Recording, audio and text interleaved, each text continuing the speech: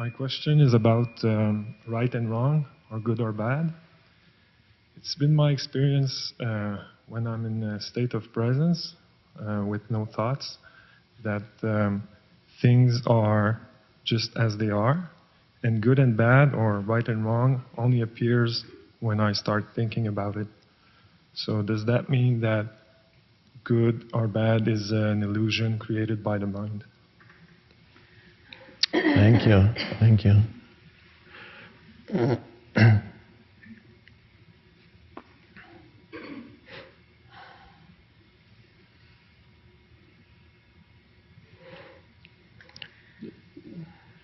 I'll say a few words, and maybe if Marianne wants to say a few words, just to different perspectives on the same question, probably.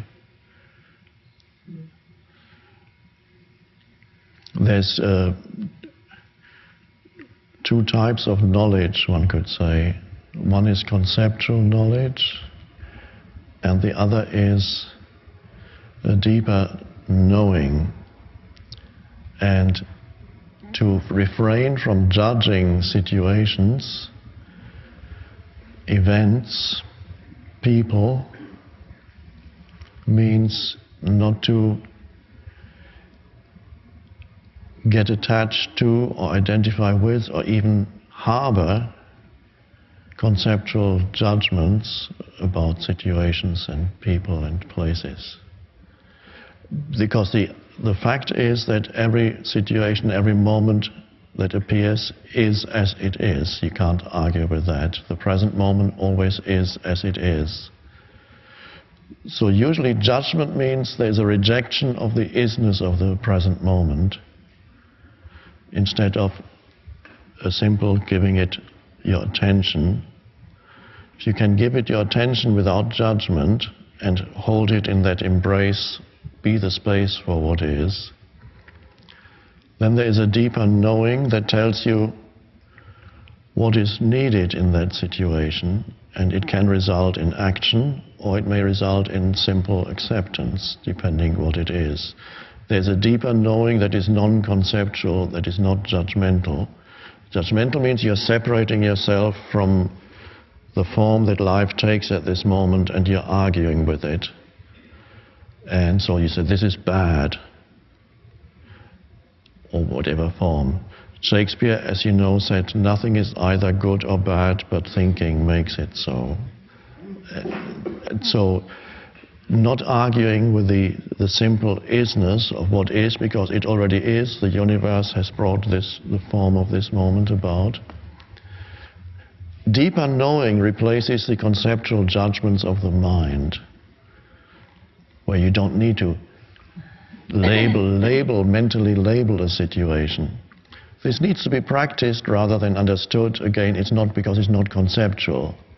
So the practice is to be with what is, as in the simple presence of who you are, and to give your attention to what is. And it might be a challenge, it might be a situation that requires action. Does the action come from a prior rejection of what is? It could be anger then arises.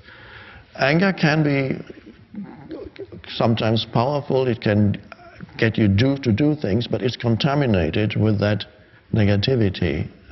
There's a more powerful action arises out of that deep knowing of what is required, and it's not based on judgment anymore. It's just a looking, and then there's action. In other words, a non-conceptual intelligence can operate in you. You can just access that.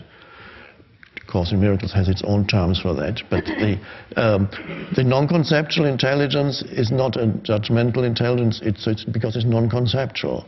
And that is applied to situations and people.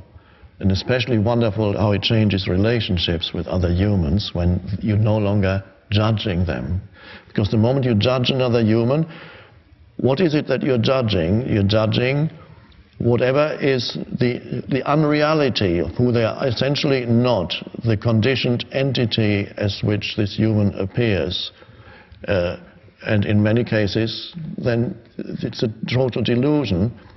this is how he is, this is how she is. You freeze that.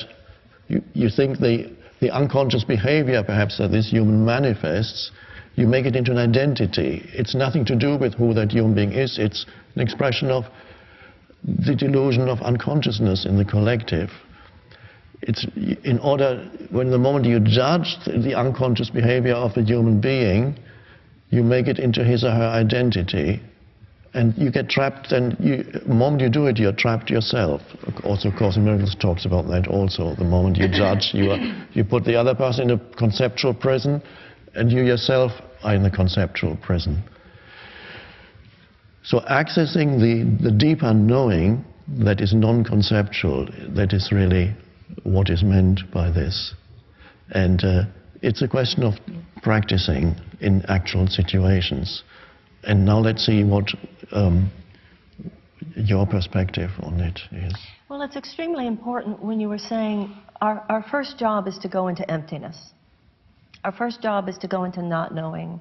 What in Christianity is called be ye as a little child, what in the I Ching is called the empty rice bowl, the beginner's mind of Zen Buddhism, the pure consciousness.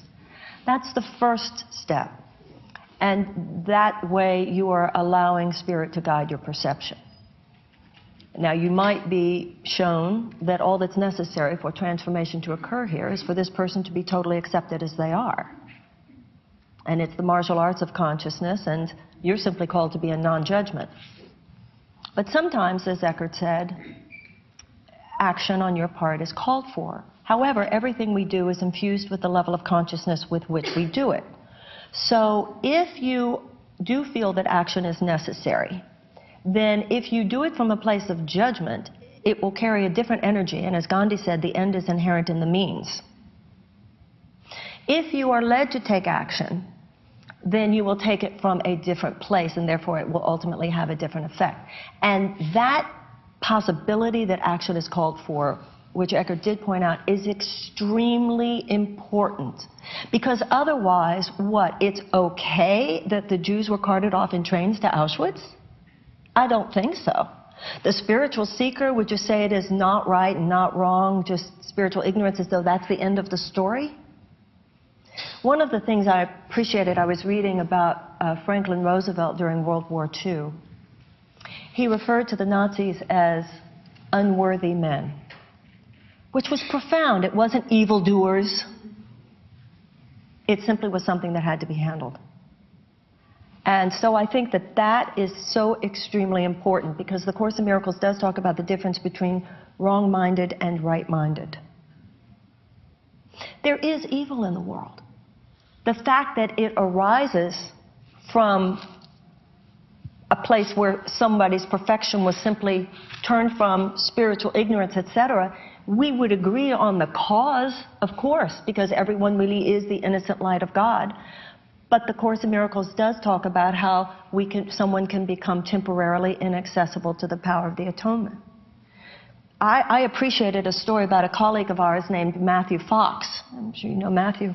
There was an ashram in the United States where one of the spiritual teachers from another country had come, and it came to be known that he had had sex with all these women who were there, and very young women, and, you know, it was a profound abuse of power, to say the least. And so Matthew was brought in to help the community deal, to cope with what had occurred. And someone said, well, you know, he did the best he could about this teacher, Swami person. And Matthew said, no, he didn't. And I thought that was so great. No, he didn't do the best he could. So there is the level on which it was where his consciousness was at the moment. And non-judgment, yes. But I think that this is a place for the serious spiritual seeker to be very, very discerning. There's a difference between a judgment and a description. The fact that I don't judge you doesn't mean that if you're a serial rapist, just go home and, you know, drink tea and you'll feel better. Because you are at that current place where you are in your life, you are a threat to others. And stopping you is not a negative act. Does that... Yes, and to recognize unconsciousness, deep unconsciousness like that in another, the recognition of that dysfunction, of deep unconsciousness, is not a judgment, it's a simple recognition.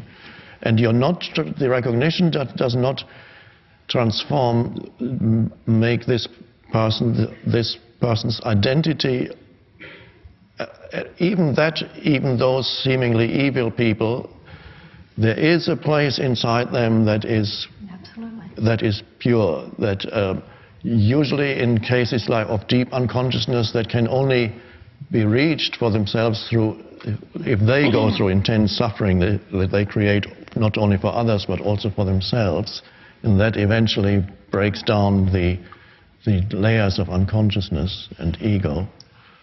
An interesting topic that emerges from that has to do with the consciousness of our prison system.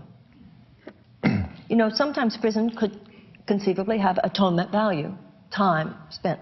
The issue is, if the consciousness that we have is that you are in prison only to be punished because you are a bad person, what does this do? Turns our prisons into schools of crime. People come out even more violent than they were before. But as we change our consciousness to that the prison is a place of spiritual rehabilitation, then we will all get off the wheel of suffering. Doesn't mean we won't ever send people to prison, but they would be sent from a different place within us. The experience for them would be very different, and the consequences for us would be very different. Otherwise, it's just continuing the cycle of violence.